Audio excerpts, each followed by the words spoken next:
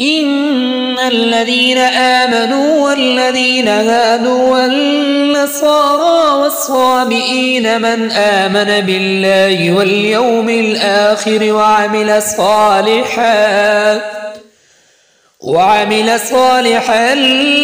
فلهم أجرهم عند ربهم ولا خوف عليهم ولا هم يحزنون وإذ أخذنا ميثاقكم ورفعنا فوقكم الطور خذوا ما آتيناكم بقوة واذكروا ما فيه لعلكم تتقون ثم توليتم من بعد ذلك فلولا فضل الله عليكم ورحمته لكنتم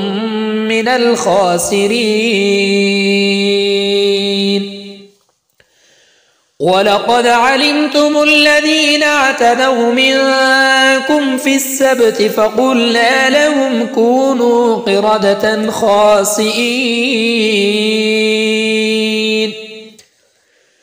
فجعلناها نكالا لما بين يديها وما خلفها وموعظة للمتقين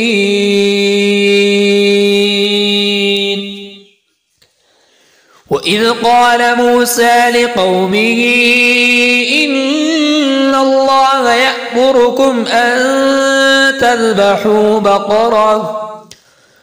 قالوا أتتخذنا هزوا قال أعوذ بالله أن أكون من الجاهلين قالوا ادع لنا ربك يبين لنا ما هي قال إنه يقول إنها بقرة لا فارض ولا بكر عوان بين ذلك فافعلوا ما تؤمرون قالوا ادع لنا ربك يبين لنا ما لونها قال إنه يقول إنها بقرة صفراء فاقع لونها تسر الناظرين قالوا ادع لنا ربك يبين لنا ما هي إلا البقرة شابه علينا وإنا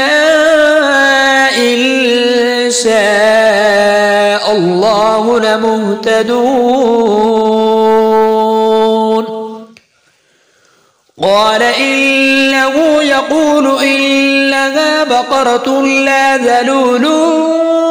تثير الأرض ولا تسقي الحرث مسلمة لا شية فيها